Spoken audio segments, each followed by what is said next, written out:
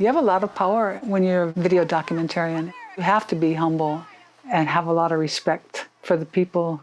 They're giving you their words, they're giving you their images. That's a very responsible position to have, to portray them as they want to be portrayed.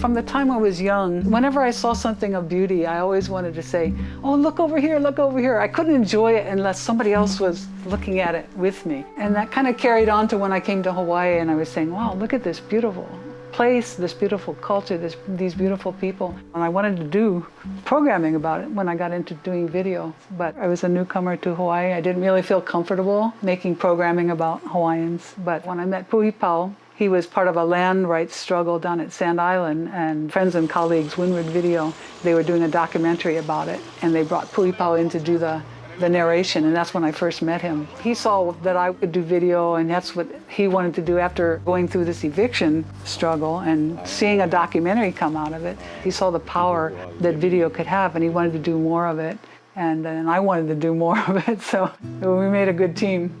Nā maka o ka aina means the eyes of the land, and Puhipau would always joke that I was the eyes because I was the camera person, and he was the ears because he was the sound recordist. Because I considered Puhipau really the main person on our team, because it was his host culture and his history and his people's stories that were being told, because I had so much power being the videographer and also being an editor, we had to really work very closely. And there were times when Puhipau would say, no, we don't want to show this. Our technique was just, you go out and you want to make a lei. And so you go out to where the flowers are blooming, or a specific bush or a specific tree, and you pick all your flowers, and that's like recording all your raw footage.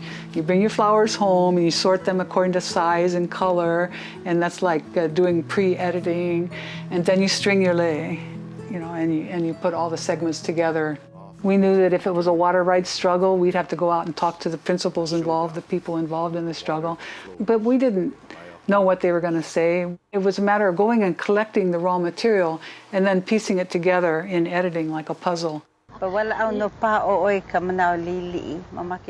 we were interviewing kupuna or people, we would have that camera ready to go as soon as we got out of the car, because they would start talking immediately, and we didn't want to miss a single drop of what they had to say.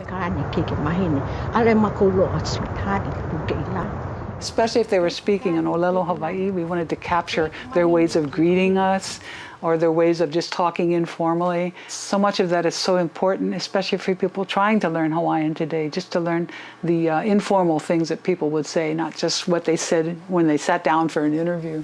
When you spend a lot of time on location with certain events and issues, you're just there so long that eventually they start ignoring you, forgetting you're there. And a lot of times the immediacy of what's going on is just occupying them so much that they're just not aware of the camera. And a lot of it is they want to be documented. They want the world to know. We were part of the movement, not just documentarians, and we speak from that point of view because it's not given enough attention. And for many, many decades, it was just disappeared from history.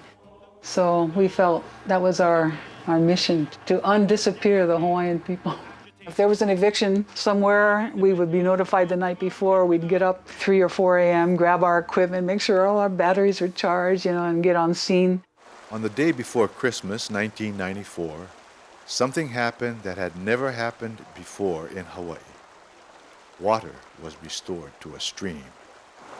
I could stay here all day and just sit and listen to the water. There were a few wins over the course of years. People won water rights, they would win land rights. For how many years now have they stopped further development of the summit of Mauna Kea? Part of me actually wanted to make documentaries about how communities win, because there's a lot going on behind the scenes. These people are not just going out and gathering, practicing their cultural traditions. They're in court. They're going to hearing after hearing after hearing. They're going testifying before commissions. We covered it because good things are said in hearings, and so you end up shooting like 8 hours of hearings and you get maybe like 30 seconds of just beautiful footage out of it that you use.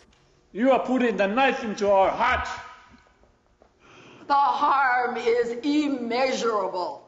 But that's what Hawaiians and people who are, and not just Hawaiians, but everybody in Hawaii who's trying to protect Hawaii, that's what they have to do. They have to engage in various arenas, not only taking care of the land itself, but going into the boardrooms and into the courtrooms and into the hearing rooms and making their voices heard and pushing the issue.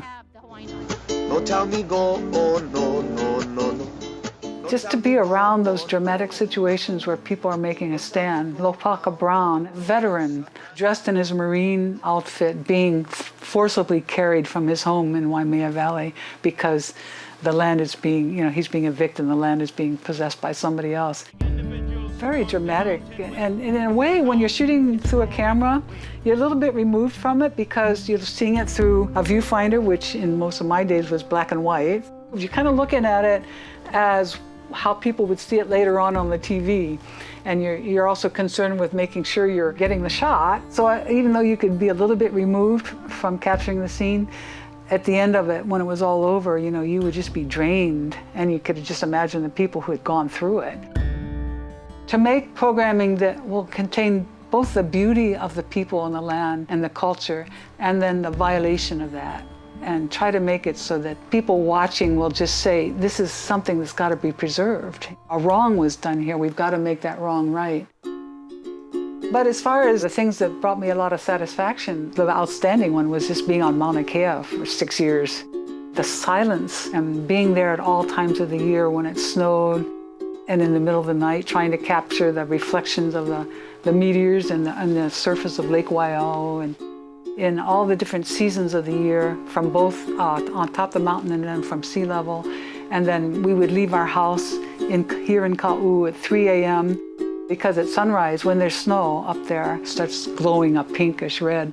My whole responsibility now, from now until when I die, is to make sure that all these tapes, all the footage is preserved and get all the logs and the transcripts all digitized. And when I look at the shelves, I see faces and I hear voices and I go, oh my God, we gotta protect them and we gotta let them be heard. Because that's why they shared their voices with us in the first place, is they wanted to share with the world.